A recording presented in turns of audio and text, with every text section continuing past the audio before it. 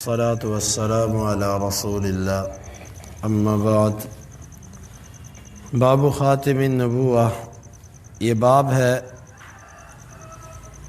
نبوت کی مہر کے بارے میں۔ امام بخاری کہتے ہیں ہمیں بیان کیا محمد بن عبید اللہ نے، وہ کہتے ہیں ہمیں بیان کیا حاتم نے جعید بن عبد الرحمن سے، وہ کہتے ہیں میں نے صائب بن یزید کو کہتے ہوئے سنا ذہبت بی خالتی الی رسول اللہ صلی اللہ علیہ وسلم فقالت، مجھے میری خالہ اللہ کے رسول صلی اللہ علیہ وسلم کے پاس لے گئی اور اس نے کہا یا رسول اللہ کے رسول صلی اللہ علیہ وسلم ان ابن اختی وقع فمسح رأسی ودعا لی بالبرکہ، میرا یہ بہن کا بیٹا تکلیف میں ہے، آپ نے میرے سر پہ ہاتھ پھیرا اور میرے لیے برکت کی دعا کی۔ وتوضأ فشربت من وضوئہ، اور آپ نے وضو کیا، میں نے آپ کے وضو کا باقی ماندہ پانی پیا۔ ثم قمت خلف ظہرہ، پھر میں آپ کے پیچھے کھڑا ہو گیا۔ فنظرت الی خاتم النبوہ بین کتفیہ، میں نے نبوت والی مہر کو دیکھا جو آپ کے کندھوں کے درمیان تھی۔ قال ابن عبید اللہ کہتے ہیں الحجلۃ من حجل الفرس، وہ ایک نشان تھا جس طرح کے گھوڑے کی پیشانی کی سفیدی ہوتی ہے، الذی بین عینیہ، جو اس کی آنکھوں کے درمیان ہوتی ہے۔ وقال ابراہیم بن حمزہ، ابراہیم بن حمزہ کہتے ہیں مثل زر الحجلہ، وہ ایک کبوتری جیسے پرندے کے انڈے کی مثل تھا۔ امام بخاری ان کی مراد یہ ہے اللہ کے رسول صلی اللہ علیہ وسلم کی صفات میں سے ایک صفت یہ تھی کہ آپ کے کندھوں کے درمیان ایک مہر تھی جس کو مہر نبوت کہا جاتا تھا۔ یہ امام بخاری کی مراد ہے اور وہ یہ بتانا چاہتے ہیں۔ حدیث کی تھوڑی سی وضاحت، حدیث اس طرح ہے کہ صائب بن یزید کہتے ہیں کہ میں چھوٹا تھا، مجھے تکلیف تھی، میری خالہ مجھے اٹھا کے اللہ کے رسول صلی اللہ علیہ وسلم کے پاس لے گئی اور جا کر کہا کہ یہ میرا بہن کا بیٹا ہے اور اس کو یہ تکلیف ہے۔ اب صلی اللہ علیہ وسلم نے میرے سر پہ ہاتھ پھیرا، برکت کی دعا کی، اور آپ نے جو وضو کیا اس کا بچا ہوا پانی میں نے تبرکن پی لیا۔ اس کے بعد میں اٹھ کر اللہ کے رسول صلی اللہ علیہ وسلم، بچہ تھا میں، اللہ کے رسول کی کمر کے ساتھ ایسے آ کے لگ گیا۔ میں نے دیکھا کہ آپ کے کندھوں کے درمیان ایک مہر لگی ہوئی ہے، جو مہر ختم نبوت کی مہر تھی، اللہ کی طرف سے نبی ہونے کی مہر تھی۔ ختم نبوت یعنی نبوت کی مہر، وہ آپ کے کندھوں کے درمیان تھی۔ اب یہ مہر کس طرح کی تھی، اس کے بارے میں دو طرح کے اقوال ہیں۔ ایک قول یہ ہے کہ یہ مہر تھی سفید رنگ کی ابری ہوئی چیز تھی، لیکن واللہ عالم بالصواب زیادہ راجح بات جو ہے وہ یہ ہے کہ یہ اس طرح ابری ہوئی تھی کہ جس طرح کے ایک انڈا ہوتا ہے کبوتری کا انڈا اتنی مقدار میں ہوتا ہے۔ تو یہ مہر تقریباً آپ کے پیچھے کمر کے کندھوں کے درمیان اتنی مقدار کی تھی اور ابری ہوئی تھی اسی مقدار میں جتنا کہ انڈا کبرا ہوتا ہے۔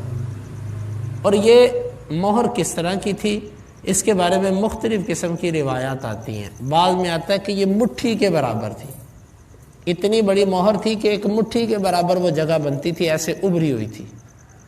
اور دوسری روایات کے اندر آتا ہے کہ یہ چھوٹی تھی، انڈے کی مثل تھی۔ اس میں تطبیق اہل علم نے دی ہے کہ بعض دفعہ وہ پھیلتی تھی اور بعض دفعہ سکڑتی تھی۔ پھیلتی تھی تو یہ مقدار تھی، اگر سکڑ جاتی تھی تو انڈے کی مقدار پر وہ رہتی تھی۔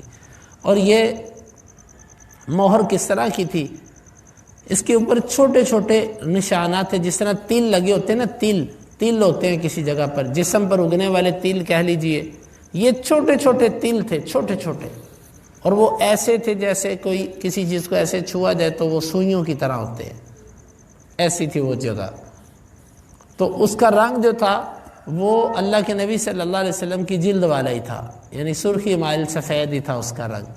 تو یہ ایک جگہ تھی جو کہ ختم نبوت جس کو کہا جاتا ہے، یہ پیدائشی طور پر نہیں تھی۔ ابن حجر رحمۃ اللہ علیہ نے فتح الباری میں اس مسئلے کو کافی دلائل سے، یہ پیدائش کے وقت آپ کی نہیں تھی، بلکہ یہ مہر کب لگی؟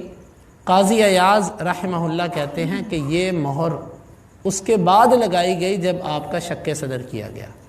شق صدر یعنی سینے کو چیر کر آپ کے دل مبارک کو جو 2 دفعہ دھویا گیا اور اس سے شیطان کا حصہ جو تھا وہ نکال دیا گیا، اس کے بعد سیا تو آپ کے سینے کو گیا، اگلے حصے کو جو ہے نا وہ سیچنگ ٹانکے لگائے گئے، لیکن پیچھے کی جانب سے ایک مہر لگا دی گئی۔ یہ مہر کیوں لگائی گئی؟ اس میں بھی بعض ایسی روایات انہوں نے ذکر کی ہیں جس سے اشارہ اس بات کی طرف ملتا ہے، انسان کے بدن کے اندر جو شیطان وسوسے ڈالنے کے لیے داخل ہوتا ہے نا، یہ پیچھے سے ہوتا ہے، دل کی پچھلی جانب سے، اور یہ جو مہر تھی یہ بالکل دل والی پیچھے والی سائڈ پر تھی، یہاں سے شیطان داخل ہوتا ہے بدن کے اندر اور یہاں سے وہ وسوسے ڈالتا ہے۔ تو اس جگہ کو ایسے سخت کر دیا گیا، ایسے مہر لگا دی گئی یہاں پر، اس طریقے سے اس کو بند کر دیا گیا کہ شیطان یہاں سے وسوسے نہیں ڈال سکتا۔ آپ صلی اللہ علیہ وسلم کے اوپر شیطان کے وسوسے نہیں آ سکتے تھے، یوں اس طریقے سے ایک مہر لگا دی گئی۔ یہ معنی ہے اس کا کہ مہر آپ کے کندھوں کے درمیان جو بنائی گئی۔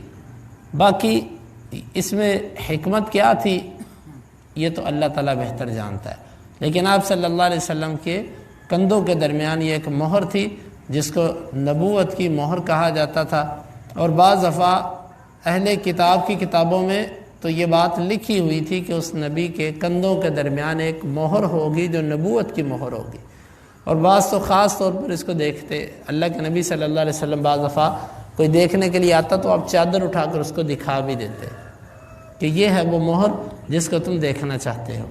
تو یہ تھی اللہ کے نبی صلی اللہ علیہ وسلم کی صفات میں سے ایک صفت کہ آپ کے مہر تھی، وہ نشانی بھی تھی، اور چونکہ آپ آخری نبی تھے اس اعتبار سے نبوت کے سلسلے پر ایک مہر لگا دی گئی، آخری نبی پر ایسی مہر لگائی گئی کہ اس کے بعد کوئی نبی نہیں ہو سکتا۔ تو یہ اللہ کے نبی صلی اللہ علیہ وسلم کے ایک سچا نبی ہونے کی نشانی تھی۔ اللہ رب العالمین سے دعا ہے اللہ تعالیٰ سمجھنے کی اور دین پر عمل کرنے کی توفیق عطا فرمائے۔ اللہم انفعنا بما علمتنا وعلمنا ما ينفعنا وزدنا علما وآخر دعوانا ان الحمد للہ رب العالمین۔ حدیث نمبر 3541۔